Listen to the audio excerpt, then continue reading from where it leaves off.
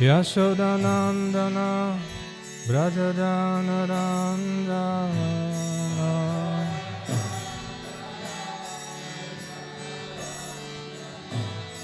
Yashodanandana Brajajanarandana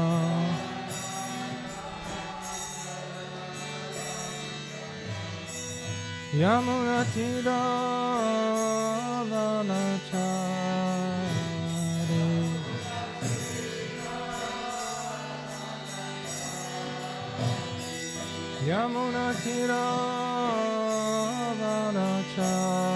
Yamunatiravanachari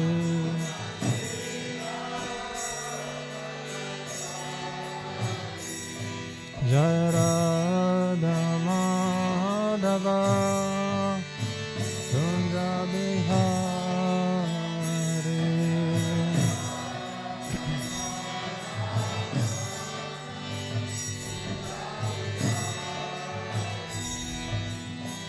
Gopi Jana Vallabha Girivaradhari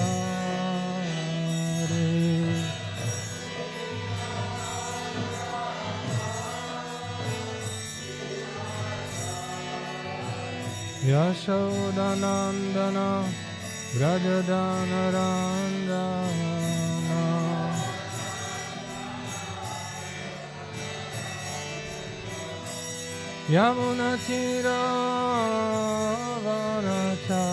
Yamunatiravanachari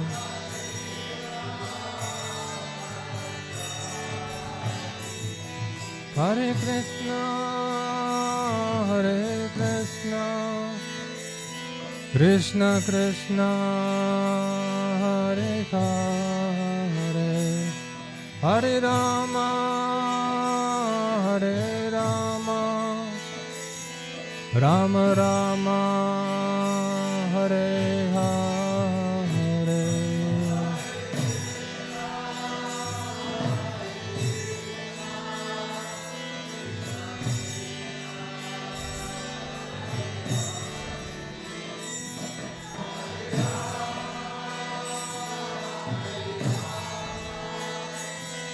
Rama Rama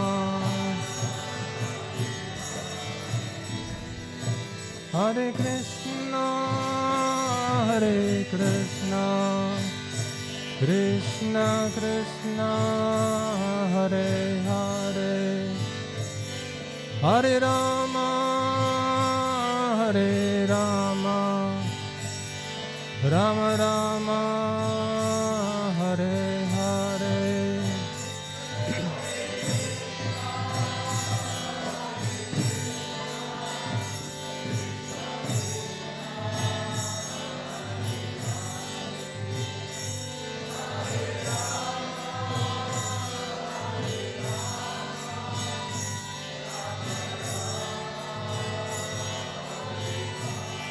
Jaya Jaya Prabhupada Prabhupada Prabhupada Jaya Prabhupada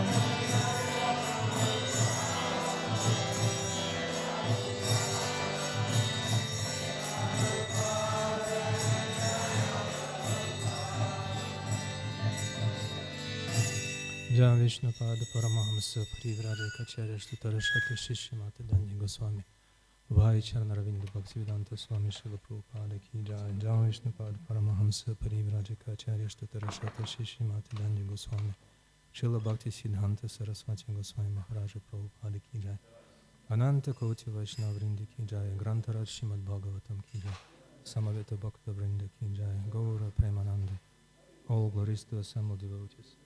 All glories to the assembled devotees, all glories to the assembled devotees, all glories to Shri Guru and Shri Gauranga.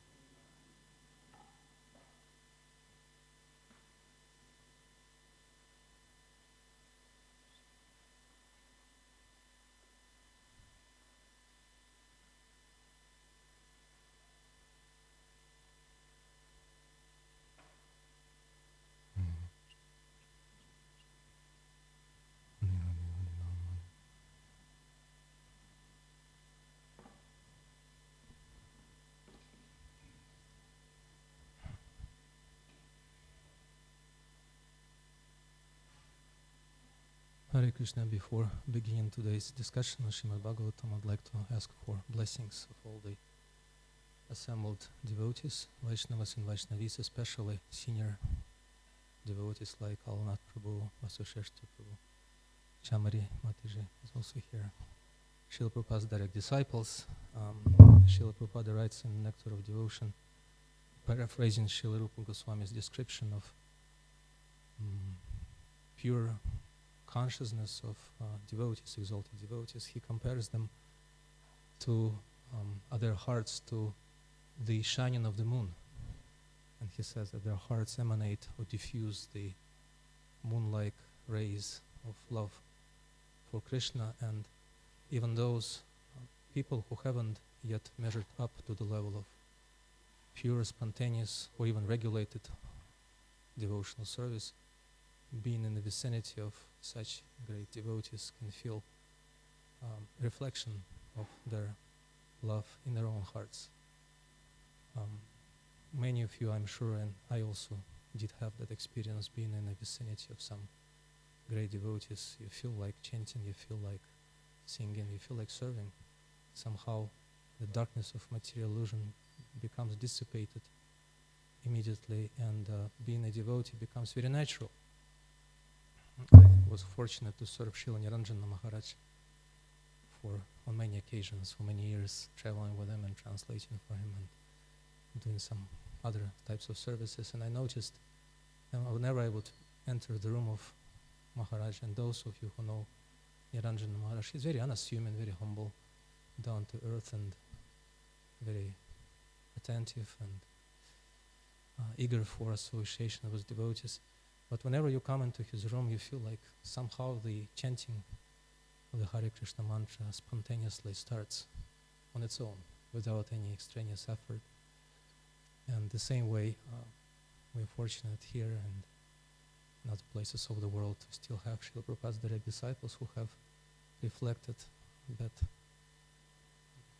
oceanic compassion of Srila Prabhupada, his mercy, his absorption, his attention, his strictness also. And we've been just discussing with some devotees recently that some of these Prabhupada's disciples reflect certain features of Prabhupada, certain qualities they amplify and make more present in their own preaching. But collectively, they are the vehicles of Srila Prabhupada's presence in this world. So when we get a chance to be somehow close by and serve them and hear from them, we feel blessed as if by Srila Prabhupada's personal presence. So I'm asking for the blessings, Shamari Devi and Alanath Prabhu, Vasasheshta Prabhu, and other devotees, to say a few words on the Bhagavatam, with the hope that whatever I will say will be a reflection of what they would have said to glorify the Bhagavatam. Sorry, that's my highest level of volume. I cannot turn it up anymore. So we're reading Srimad Bhagavatam, Canto 3, Chapter 26, entitled Fundamental Principles of Material Nature, Text 6. Om Namo Bhagavate Vasudevaya. Om Namo Bhagavate Vasudevaya. Om Namo Bhagavate Vasudevaya. Narayanam Namaskritya Naram Chaiva Narottamam Devim Saraswatim Vyasam Tato Jayamajirayat Nashta Prayesha Bhadrashu Nityam Bhagavata Sevaya Bhagavat Sutama Shloke Bhaktir Bhavatina Ishtikim Evam Parabhidyanina Evam Parabhidyanina Kartritvam Prakriti Puman Kartritvam Prakriti Puman Karmasu Kriyamaneshu Karmasu Kriyamaneshu Gunar Atmani Manyate Gunar Atmani Manyate manyate. Evam parabhidyanena karatritvam prakrite puman karmasu kriyamaneshu gunar atmani manyate.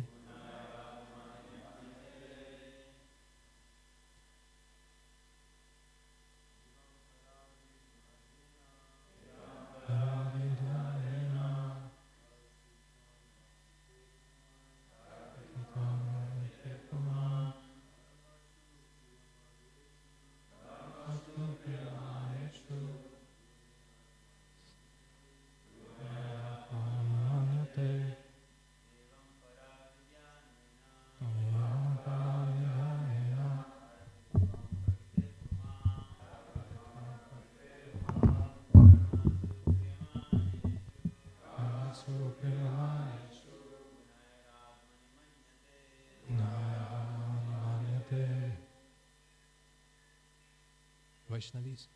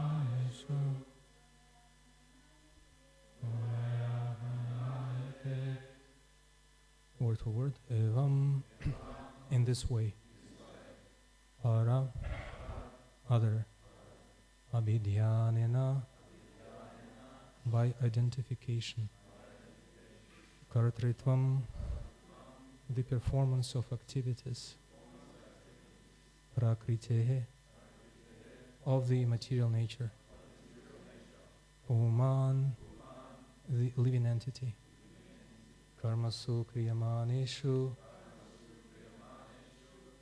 while activities are being performed,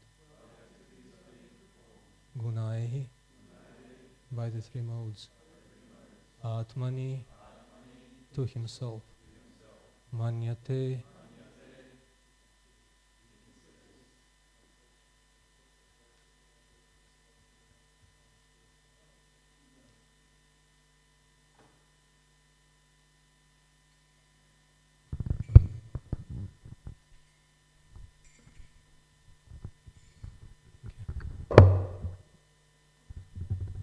Translation. Because of his forgetfulness, the transcendental living entity accepts the influence of material energy as his field of activities, and thus, actuated, he wrongly applies the activities to himself.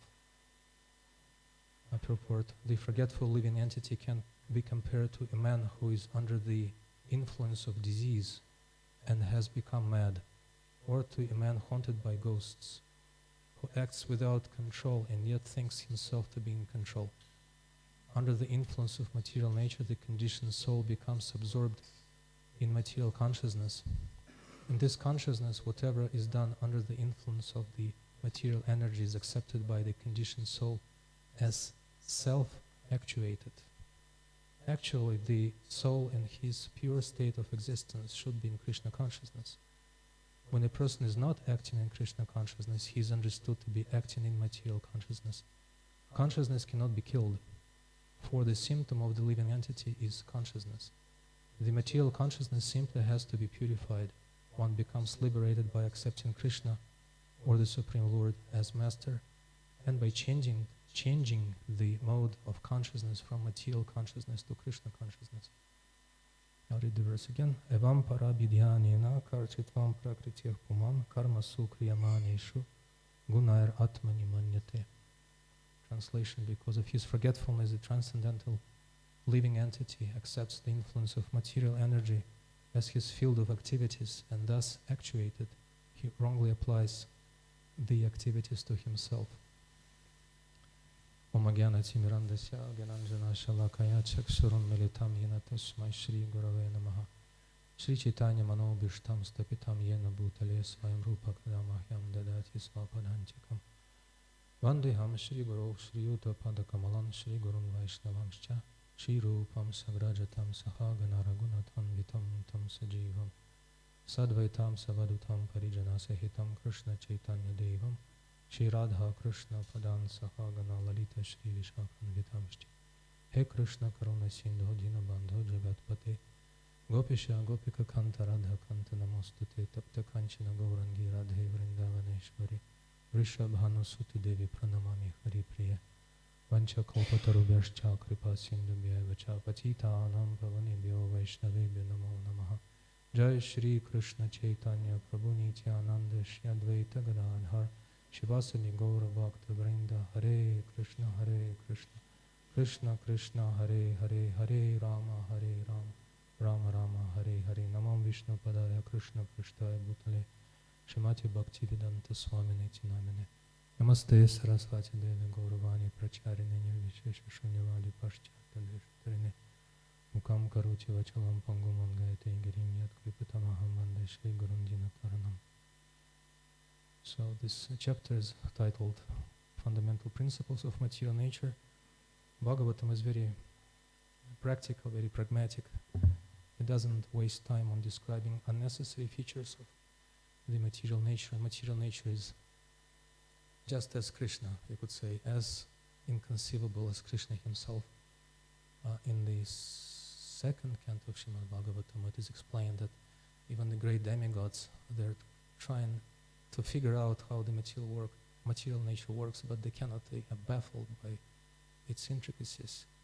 Even the structure of this universe, again, which is quite bewildering for many devotees, Prabhupada predicted and was right that for many it will be a very difficult challenge to their faith in Krishna consciousness. The fifth canto of Srimad Bhagavatam describing a completely different universe to what we see through our own eyes or through the minds and eyes of scientists. And the second canto of Srimad Bhagavatam explains that the great demigods, they're trying to figure out how this material nature works, and they cannot. Lord Brahma admits that we can only know what is allotted to us, the levers, the buttons, and the controls that are assigned to us to carry out our specific functions. But the whole contraption of this material nature is completely unknown to us. So Bhagavatam doesn't waste. In the fifth canto of Srimad Bhagavatam, it's also explained that even if one spends his entire life, and even if he or she lives for the duration of lifetime of Brahma, and uses all that time to trying to understand the material nature, he won't arrive at any certain conclusive understanding. And we can see the material scientists, Srila Prabhupada was very bold in challenging them, telling them to their face that they don't understand anything, don't have a clue. And he was right. The more we read about modern scientific discoveries, at least from those rare, maybe I shouldn't say that, rare, honest scientists who admit that they don't understand anything. Like Siddhaputta Prabhu was an honest scientist. Ravindra Sarup Prabhu, again, a scholar who came to join Srila Prabhupada at the peak of his career as a philosopher. He came to interview Srila Prabhupada as a religious scholar and ended up becoming a devotee. He walked out of Srila Prabhupada's room and he remembered how something changed immediately, instantaneously in Srila Prabhupada's presence. What changed, and he was reflecting on the change that was affected by Srila Prabhupada's presence. He didn't preach to him any scientific or scholarly philosophical principles. He just spoke with him as a normal human being, but when he walked out of Srila Prabhupada's room, all of a sudden he caught himself thinking, well, now I know that Krishna exists. Krishna is reality, and he is as much a reality as I am. That was his own words. And then the second realization that came to him was that I didn't do anything for that. That's significant, like Prabhupada says in the end of this purport. He says that one should change the mode of consciousness from material consciousness to Krishna consciousness. That's what preaching is all about. And Rindas Rupa understood the potency of association with pure devotees, or pure devotee, or the pure devotee, Srila Prabhupada, who by his consciousness could flip that switch for the entire world. Basically, whoever Srila Prabhupada met, even casually or in some public setting, or even like on board of an airplane, or just being seen by some people from a distance without even having a chance to interact with him. Just like Lord Chaitanya Mahaprabhu, we remember a shloka from Chaitanya Chandramrita. It is explained by Prabodhananda Saraswati Thakur. How does it go? Drishtah, Sprishtah, Kirtitah, Samsritova, Durastha, Rapyanutova, Dritova, Primnach Saram Datum, Ishayika, Shri Chaitanya Naomi Devam Dayalum. Prabodhananda Saraswati Thakur, in his ecstatic mood of glorifying Lord Chaitanya, he says, Lord Chaitanya grants the highest benediction, the highest achievement, unattainable by any processes in the Vedas, unattainable by millions of lifetimes spent in carrying out one's prescribed duties. Krishna Prema, Lord Chaitanya grants that easily to those who don't even want it. Drishtah, those who see him from a distance. Sprishtah, those who touch him occasionally, as we know the stories from Chaitanya Bhagavatam, Chaitanya Charitamrita, excuse me. And then the fisherman touched Lord Chaitanya Mahaprabhu and became possessed by prema, like by ghost. It's the description in Chaitanya Charitamrita. Kirtita, someone who glorifies Lord Chaitanya Mahaprabhu. Even if he or she glorify him as a great spiritual leader, a great sannyasi or sadhu, a pure devotee, very few people in this world accept Lord Chaitanya as God. But Srila Prabhupada explained it's not required. Even if someone glorifies Lord Chaitanya for his impeccable behavior and his devotional mood that he manifested, for his being a spiritual reformer, his being an ideal character, even that is enough to infect a person with Krishna Prema. Durastvara Pyanatu Vadritova, if somebody worships Lord Chaitanya on the altar, every morning at Mangalarati we see. And also now, some fortunate souls worshiping Lord Chaitanya Nityananda on the altar. Or bowing down to him from a distance, from a faraway place. All of them receive the same gift. And Lord Chaitanya Mahaprabhu invests his presence and his potency, you could say unlimited potency of granting Krishna Prema to others. In the mood of Srimati Radharani, Lord Krishna becomes obsessed by what? By her desire to bring everyone to Krishna for his service. That's the mood described in Chaitanya Charitamrita, 4th chapter, that the highest pleasure Srimati Radharani feels is by bringing others to Krishna. Even though her happiness makes Krishna baffled, he can't understand the glories and the intensity and the depth and the purity of her love. The love of Srimati Radharani is marked by contradictions. It's very contradictory. There are 3 features of Srimati Radharani's love described in the 4th chapter of Chaitanya, the first Adi Lila of Chaitanya Charitamrita. It's ever expanding and it doesn't know its limit. It's all embracing. It's one feature, one contradictory feature. Another one is it's the highest, but still Srimati Radharani feels that she is the lowest, and she learns from everyone else who serves Krishna. And the third pair of contradictions, the first is it's ever expanding and increasing, but she feels she doesn't have it. The second is it's the highest, but she feels she doesn't have any love at all. And the third one is that it's very pure, pristine and clean, but it's also crooked. And what's the word Prabhupada used? I don't remember. It's kind of crooked and not linear. Like that. So, but she wants to give that opportunity to serve Krishna to everyone else. And whenever she brings a fortunate soul to Krishna's lotus feet, it introduces him to service, she feels 10 million times more happiness than when she serves Krishna herself. How does it work mathematically? I don't know. And no one knows, not even Krishna. But when he assumes the mood of Srimati Radharani, he becomes eager to give Krishna to everyone through Sankirtana. That's how his internal and external purposes of appearing combine, they merge in Sankirtana. It's both internal and external at the same time. And then she sends devotees from the spiritual world here to do her bidding, do her service, and bring those who are suffering, like it is described in this verse, in Krishna's separation, back to him. It is described in Brihad Bhagavatamrita when Sarupa, formerly known as, also known as Gopakumar, when he came to the spiritual world first, and Krishna greeted him and singled him out, and he took him by his hand and wouldn't let him go. One whole day he would just hold the hand of Sarupa, and he would feed him with his own hand. He would introduce him to all of his friends and his parents, like that. And then he took him to the pasturing grounds for his intimate pastimes in the forest of Vrindavan. But then Sarupa explains that one day Srimati Radharani approached him and told him, could you just go back to the material world and bring one fortunate Brahmana from the city of Mathura who really wants to serve Krishna? That's my request. And Sanatana Goswami describes that even though separation from Krishna was intolerable for Gopakumar and for Krishna, both feel separation and both feel it's intolerable. But that request by Srimati Radharani immediately inspired Gopakumar Sarupa to go to the spirit, to the material world, and he says, I didn't feel the least distressed or upset or pained by that, you could say, forced separation.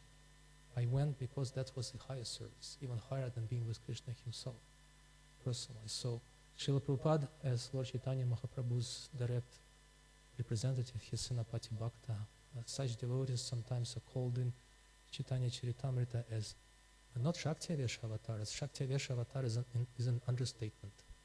It's not, you could say, empowered enough. It's Bhagavata-Vesh. Those devotees who carry not just the potency of Lord Chaitanya Mahaprabhu, the Lord, but he himself in their hearts. And they are also given, along with Lord Chaitanya, they are given the right, the jurisdiction to give him whoever they want. That's why Prabhupada explains it's more important to serve pure devotees of Krishna than Krishna himself, because they have that additional freedom.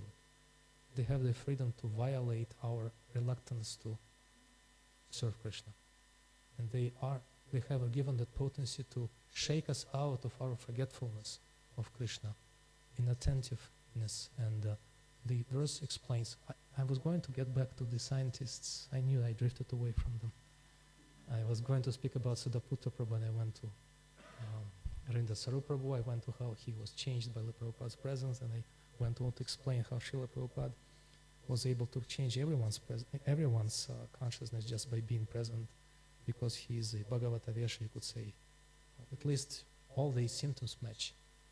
Where was, again, I wasn't in the presence of Srila Prabhupada, of course, unless it happened in my last lifetime. I don't know. I was born in 1972, so Prabhupada came to Russia in 1971, so I did miss him by 1 year and a few thousand kilometers. But again, that process of reflection of Prabhupada's presence through the hearts of his pure devotees, his followers, doesn't leave us wanting, doesn't feel us lacking anything in terms of his presence in our lives, right? So Siddhaputra Prabhu, when Rindas Prabhu changed, and he came back, and Prabhupada then gave him a mission. To him, a philosopher, Prabhupada told him, your mission is to prove that Darwin is wrong, that the theory of Darwin is wrong.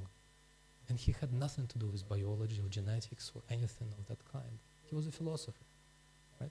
So he was baffled, or he was completely bewildered by that assignment. And he consulted his friend, a devotee, Siddhaputra Prabhu, who was a mathematician, and he came and joined. He was PhD in mathematics and statistical mathematics of that, of all different fields. And he came and joined a new Vrindavan, and devotees couldn't figure out how to engage him. And with his mathematical background, so they thought maybe we should make him a treasurer, because apparently he can count as a PhD in mathematics. But soon they discovered that being able to count was not enough, because for the treasurer the most important skill is to say no to people who come to ask for money. And he didn't have that skill. So he was so relieved of his position as a treasurer. So Rindas Rupa came and confided in him, saying, I don't know what to do with this request by Prabhupada to prove Darwin wrong. And Siddhartha said, oh, that's easy. We mathematicians, we know he's wrong. It's impossible. That theory of evolution is completely impossible. All of us, all the scientists know that. We just don't tell the biologists because we don't want to upset them. Otherwise, we know it's wrong. So those honest scientists, they know that the material nature is completely inexplicable, unintelligible. Whichever direction you take, going up into the space and the cosmos, and studying stars and galaxies and clusters of galaxies, and they end up being completely lost and bewildered. On the opposite direction, you go into the micro world and study atoms and protons and electrons and then quarks and string theory, and you end up with nothing. All you have to do is admit you don't understand, don't have a clue how this material world works. So the Bhagavatam doesn't waste time on that. What Bhagavatam does, the chapter is called Fundamental Principles of Material Nature. Bhagavatam gives us enough knowledge of the material nature to disillusion us. Krishna Kirtan Prabhu, I've been trying to keep abreast of the lecturers' realizations by watching lectures in Krishna Kirtan Prabhu. I watched and listened to the class by Krishna Rupa Devi recently and a few more. And there was a topic of discussion, one of the topics of discussion was whether we need Sankhya philosophy to actually develop pure Krishna consciousness. I know there was a sort of discussion, maybe controversy, some devotees had different opinions whether it's needed or not, but we can safely say that in the proportion, in the ratio that Bhagavatam presents it, it's very favorable for devotional service. Why? Because it's spoken by Lord Kapiladeva and commented on by Srila Prabhupada. And besides their words being themselves potent with spiritual energy, whatever a pure devotee speaks is Krishna Katha by definition. Whatever the Bhagavatam says, even some, you could say even unsavory descriptions of the Bhagavatam, some of the descriptions you really feel like embarrassed reading even when you're by yourself. And some of them may appear to be boring, some of them may appear to be too technical, and some of them are just lists of names. In the 11th canto of Srimad Bhagavatam, for instance, the 11th, it's in the 9th canto of Srimad Bhagavatam, there's a long list of names. Pages after pages of just names of kings and queens who no one knows about. And why do we have to read the names? They're not names of Krishna, they're names of some, and some of them are quite materialistic as well. So why do we read all that? Because it's spoken by Shukadeva Goswami, whatever a pure devotee speaks becomes infused with Krishna's presence. Krishna Rupa Devi in her class said that her favorite verse was the 4th canto of Srimad Bhagavatam, and the purport by Srila Prabhupada in that verse, the verse spoken by Prithu Maharaj says that Yaduttama shloka mahamukha chito. When a pure devotee speaks, then it's very poetic and very beautiful description. And whenever he or she speaks, their sound vibration carries the saffron particles of mercy from their mouths, and those saffron particles, speaking of biology and botanics and hay fever, the saffron particles of pollen. I always get allergy when I come to New Govardhana because I'm allergic to pollen, but that pollen is not allergy causing, not allergenic. What it does, it enters the heart through the ears and then sprouts, germinates there into Bhakti Lata. And Prabhupada explains in his purport then it doesn't really matter what a pure devotee speaks. His voice itself is enough to make Krishna present in our hearts. Sometimes Prabhupada would say, he wouldn't preach to his disciples, but sometimes he would chat with them, what you call it small talk, about some current affairs, weather. And sometimes in his morning walks, I was told by devotees who accompanied him, he would greet people by good morning, which is surprising. It's a completely mundane greeting, and Prabhupada himself kind of wryly said that good morning means nothing terrible has happened yet. That's what people mean by good morning. If you say that early enough in the day, not allowing anything terrible to happen, that's good morning, good enough, right? So why would Prabhupada greet people in the West by good morning? And then he explained to one of his disciples who said, Prabhupada, why don't you say Hare Krishna? Because Hare Krishna, if you say once Hare Krishna to a person, then he becomes blessed. Prabhupada says, he replied that if people think well about devotees, for them it's even more beneficial. So he would say certain things. Sometimes he would just make sounds, indistinct sounds like Recently recalling a story by Devamrita Maharaj. Maybe Maharaj, because Maharaj came here many times and he visits quite often. Maybe he narrated the story in one of his classes. But when he was sitting in a cubicle in the Bhaktivedanta Book Trust, working on indexing Srila Prabhupada's Chaitanya Charitamrita during that famous marathon, and Rameshwara Maharaj then was taking Prabhupada around to show how busily devotees are working on his books to make his demand fulfilled, that in 2 months, 17 volumes. So they came to the office where Devamrita Prabhu was sitting and working, and he introduced Devamrita. This is Devamrita Das, he's working on your index. And Prabhupada nodded in approval and said, that's it.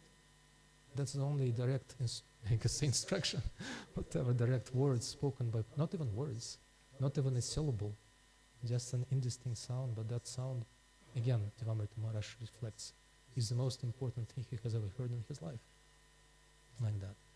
So when reading about these fundamental principles of material nature, it's important to understand that whatever is spoken by Shukadeva Goswami or Parikshit Maharaj, or whoever narrates Srimad Bhagavatam, is already infused by Krishna's presence. It's Krishna's, part of Krishna's body.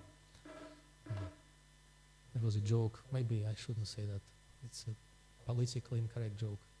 I heard it from Niranjana Maharaj, so I hope it's infused with his blessings. But he said in a class once that, how do you know a politician is lying? How do you know a politician, not in Australia, in some other countries of the world, how do you know a politician is lying? His lips are moving. That's how. So how do you know a pure devotee is speaking Krishna Katha? The same answer.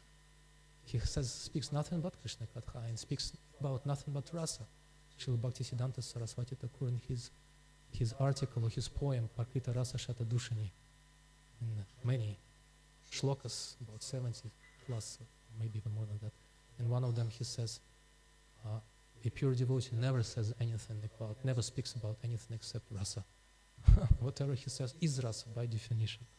So even when Srila Prabhupada delves into these technicalities, or he repeats the same points over and over again, these words, when we read or hear them, they have the potency of waking us up to our pure consciousness, just like an alarm clock.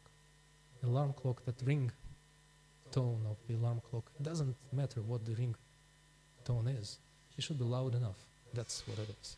You wouldn't put any, white noise as an alarm, as a ringtone for an alarm clock, because it lulls you into sleep again. Something shrill, something penetrating, something very, very loud. And that's what a pure devotee does when he speaks or writes his commentaries. So in this verse, the lamentable condition of a living entity is described. He is originally a pure devotee of Krishna. He has his own glories in the Bhagavatam, throughout the Bhagavatam. The final attainment of one's spiritual pursuit is described sometimes as svamahimne. Svamahimne means that the living entity goes back to his original position, to literally his own glory. But what makes him, or robs him of his actual glory, his actual position, is his forgetfulness of that position. Srila Prabhupada oftentimes, again, Srila Prabhupada was extremely consistent. He would speak over and over again about a certain topic without changing his presentation. In the beginning of his preaching in the West, at the end, you could see Srila Prabhupada's video of him dictating his last commentaries on Srimad Bhagavatam. Yadubara Prabhu filmed that for us in a movie, in a documentary, The Last Lesson. The final lesson, right, it's called.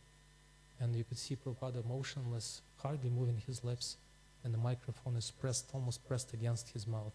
And then he speaks, dictates the last words on his Srimad Bhagavatam. The same message.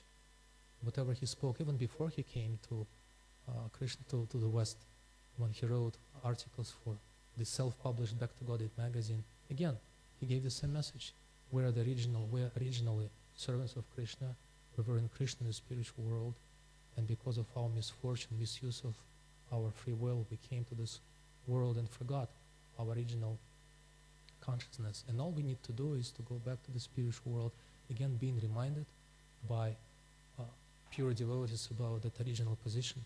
Now, in this verse, and now probably that's the last thing I'll say because time is short and I would like to leave some time for comments or corrections or questions, if there are any questions to be discussed. Even though I had a lot of points to cover, but I won't even start them today. But those literalists who really prefer to stick to the literal meaning of verses in Srimad Bhagavatam would be quick to point out that the word forgetfulness is not present in the Sanskrit. What is present is evam parabhidhyanina. Parabhidhyanina literally means one who is absorbed, abhidhyanina, in para, in something else. Where is forgetfulness? Why does Srila Prabhupada thrust that forgetfulness thing about whatever he speaks about, whenever he speaks about living entities? Is Prabhupada just trying to force us to accept his point of view? No, because Srila Prabhupada is just looking deeper into what is actually happening to the living entities. What happens is described in the 4th canto of Srimad Bhagavatam by Sanat Kumar in his instructions to Prithu Maharaj. He gives a very nice example. Like here we have that donut-shaped lake. And when I came this time, I could see that it was almost overgrown by whatever the plants on the shore. And sometimes when it's unattended, such a lake can be completely drained by canes and other vegetation on the shores. So the example he gives in the 4th canto of Srimad Bhagavatam, that of a lake which is drained and dried by canes that suck up all its water. In the same way, he says the original consciousness of a living entity is drained, is absorbed by his misidentifications with the body, with the mind, with the relations that we surround ourselves in the material world. And it's very difficult to make it go back to revert the process, to make it clean and clear again. What it takes, there is no process from what I know to extract that water from the canes and put it back into the lake. It's too late. The water is gone. It's turned into stalks, into flowers, into leaves. The only thing that could help is what? What could help to make that rain. A lot of rain, not just a drizzle, a lot of rain. Samsara davana lidhaloka tranaya karanya gana ganatam. That's what a pure devotee, such as Srila Prabhupada and those he empowers, does with us. It fills us up with the original pure Krishna consciousness, just like streams of rain fill up that drained lake that turned into swamp back and restores it to its pure condition. So when Srila Prabhupada says paradhyanina should be translated as forgetfulness, he is just looking deeper.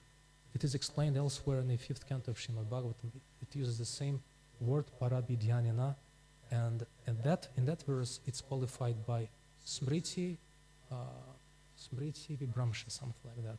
which means by absorbing oneself into something that we are not. And Prabhupada again gave a wonderful definition of Maya.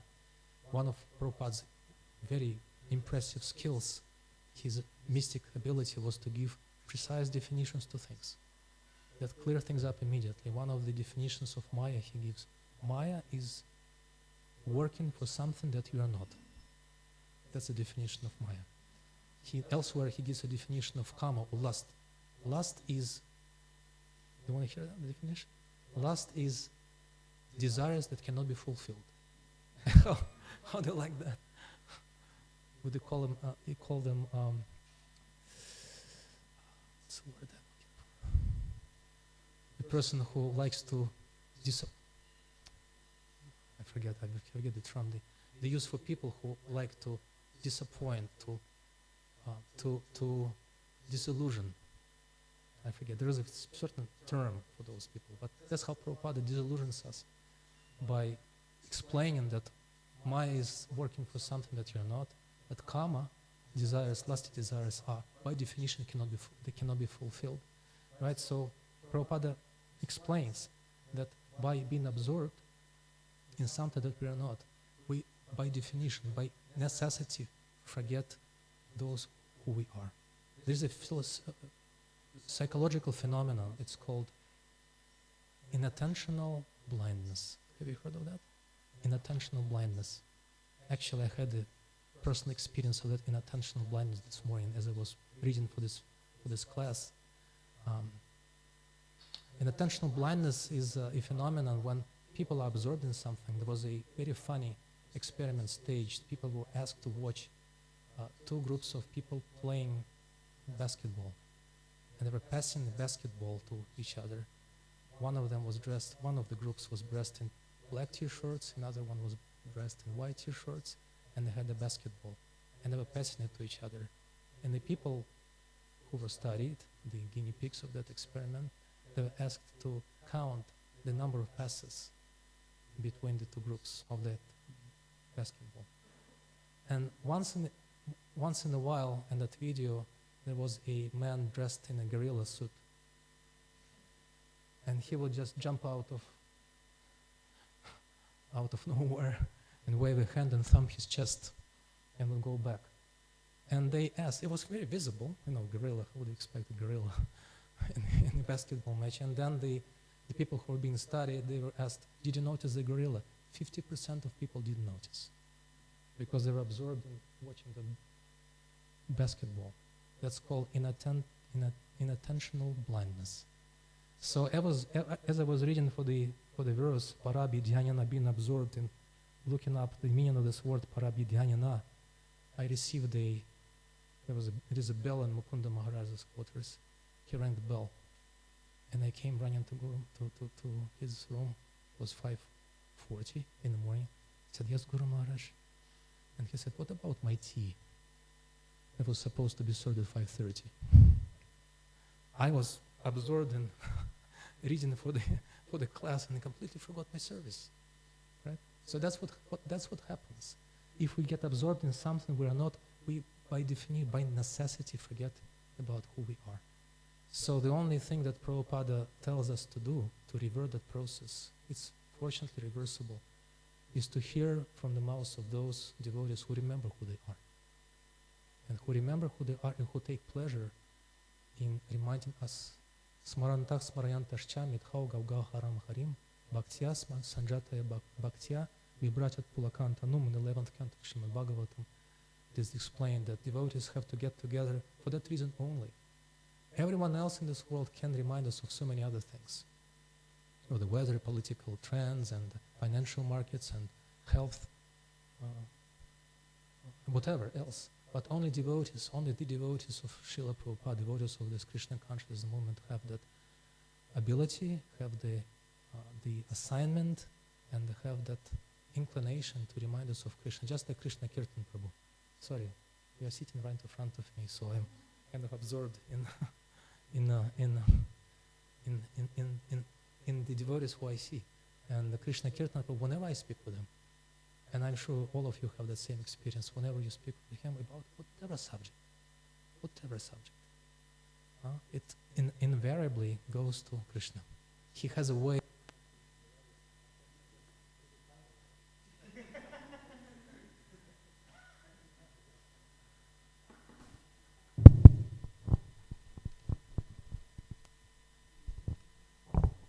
I'm through my third microphone in the class.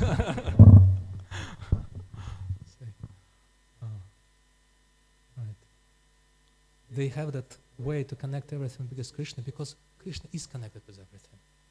It was Krishna Rupa Devi who, in her class, quoted.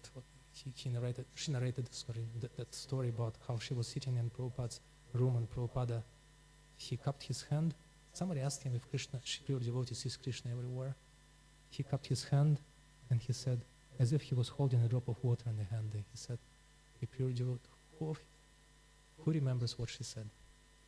Who were there present in her class? Right? Thomas?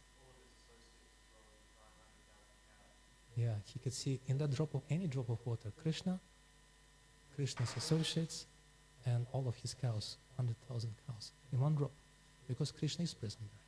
And all we need to do to develop that vision is to hear from the mouths of pure devotees, and that's what flips the switch for us, changes from material consciousness to Krishna consciousness. And that's why Prabhupada instituted Srimad Bhagavatam classes, so we could flip the switch every single day, because unfortunately for us, throughout the day and especially at night, what happens, somehow it just flips back to material consciousness, and Prabhupada helps us to restore ourselves to Krishna consciousness every single morning at Mangalarati and Bhagavatam class and throughout the day, and help others in doing so. Thank you very much for your attention. I received a very short notice, as I said in the beginning, to cover for Vishnu Jan Prabhu, who was supposed to give a class this morning, and I didn't have too much time to think about the verse. So whatever I have said has pleased you was because of the presence of all of you, and especially Prabhupada's disciples present here, Alarnath Prabhu, Vasusheshta Prabhu, Chamari Devi, and whatever was displeasing is of my own making. Any corrections or questions? Do we have time for questions? Because it's already 8:30, and I think all of you are hungry. Yes. Krishna Kirtan Prabhu, do we have time for questions? But not for answers, right? You can ask questions. Yes. Yes, Noah. Prabhu, can you please repeat the 3 characteristics of Radharani's, of Srimati Radharani's love? It's in the 4th chapter of Adi Lila of Chaitanya Charitamrita. There are 3 mutually contradictory qualities. From what I remember, because I read it a few months ago, I may have not recalled it properly, but one of them, that Srimati Radharani's love is ever expanding, but she doesn't feel it. Are you checking? No. Because I'll be happy to be corrected. But she doesn't feel she has any. It's supreme, but she herself feels herself very humble. And then she's pure, but it's also kind of, the word Prabhupada is used is perverted and crooked. Something like that. These are 3 contradictory pairs of qualities of Srimati Radharani's love. There is a less known bhajan written by Srila Prabhupada on board of the Jaladuta ship. One of them is Markini Bhagavata Dharma, and another one is a more private prayer. You could say it's called Prayer to the Lotus Feet of Krishna, and the refrain of that verse of that bhajan says, Krishna Tabapuni Habibai. I don't remember Bengali, but in that refrain Prabhupada says, Dear Krishna, Bhai, he refers to him as brother. And elsewhere in that bhajan he says, you are my eternal associate. Not the other way around. He says, you are my eternal associate. If you allow me to fulfill the order of my spiritual master, if you allow me to spread Krishna consciousness, Srimati Radharani will be very pleased with you. That's how he leverages on Krishna. That's his words. Somehow it's not properly translated in our bhajans, in our songbooks. But that's what Prabhupada says. If you do that, if you allow me to fulfill the mission that was given to me by my spiritual master, Srimati Radharani will be very pleased with you. Now take your pick. Okay, have to stop here or have some more questions? Or Chamari, do you have any corrections? Or?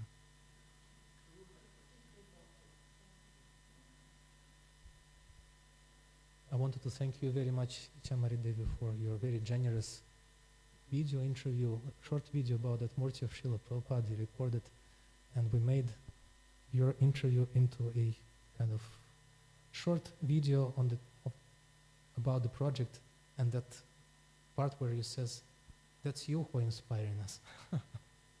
It's so inspiring to us to feel that we are managing to inspire you.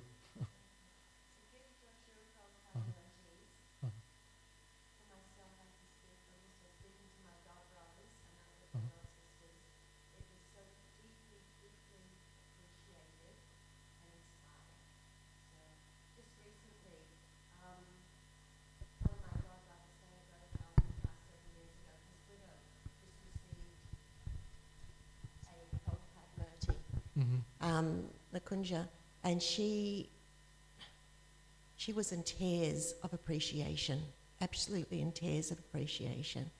And that's actually how we all felt when we gave it. So I sincerely thank yourself who headed this project with the team that you had that supported and did everything. It was so deeply appreciated. Well, thank you really so very much. It.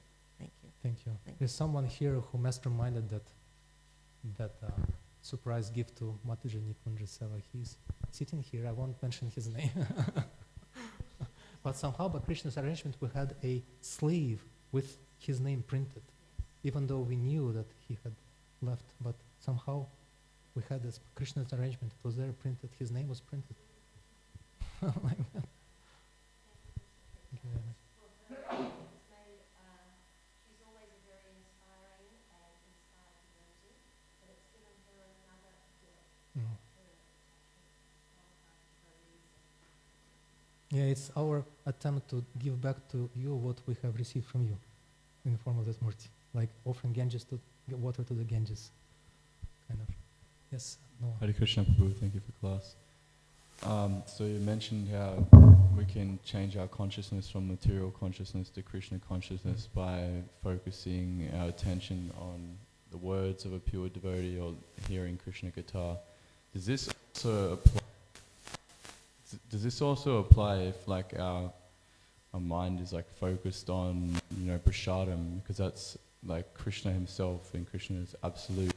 Is this still like similar kind of thing, or is that just like sense gratification? You're asking if we have to pay attention to other parts of our devotional, so like taking prasadam? Yeah, other parts, like all of it, like, and particularly prasadam, because, there can be one that's considered like, if you're thinking of prasadam or you're thinking about gratifying senses, but if it's non-different from Krishna, does that still help us to be Krishna conscious because we're thinking of Krishna in the form of the prasadam?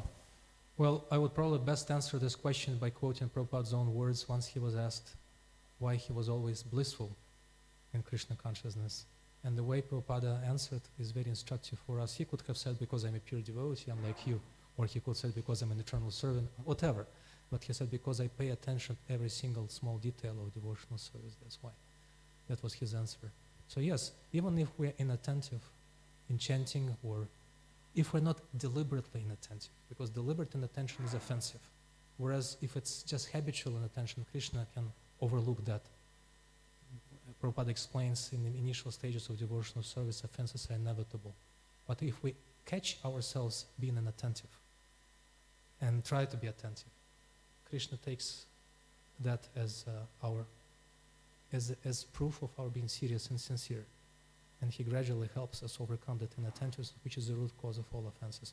Otherwise, yes, inattention is basically an offense, because by inattention you show, it's like non-verbal communication that I don't care for you. I have things more important than you in my life. And this is explained by Sanat Kumar in the 4th canto of Srimad Bhagavatam, again in the same instructions to Prithu Maharaj. He says, there is no stronger obstacle in devotional service than what? Take a guess. Offenses? No. Something very important. He says, then what? Offenses or bad association or this and that. He says, then a thought that there are things more pleasurable, more important than devotional service. That thought is the most difficult obstacle to overcome. So when we catch ourselves being inattentive and revert back to attentiveness, that's the clearing stage or namabas stage of chanting, or namabas, or you could say the clearing stage in all our services. Beginning with the service that's why it's so important to deal with the spiritual master, because he'll remind us, just like Nimkunda Maharaj reminded me this morning, what about my tea? So when we associate with devotees and give them the jurisdiction of our lives to correct us, then we'll have a hope, and they'll return us back to our attentive state. Prabhupada would always be very attentive while taking prasadam. I was told by Shutakirti Prabhu in his remembrances, he says Prabhupada in Melbourne, he would sit facing the wall and he would very meditatively take prasadam. Without talking to anyone, without saying a word, and however long it would take, maybe 40 minutes, 45 minutes, he was very absorbed in taking prasadam. And then he would ask for a toothpick. Why? That's the last thing I was going to say. Because he didn't want to waste a single morsel of prasadam. He would use a toothpick, and he said, in South Africa we had Shutakirti Prabhu there, and in his classes he mentioned Prabhupada wanted to make sure that every single piece of prasadam was honored, even the ones stuck between the teeth. That attentive Srila Prabhupada was. Thank you so much. I overused your time and favorable disposition. Thank you very much. Srila Prabhupada ki jai, Srimad Bhagavatam Grantha Raja ki jai.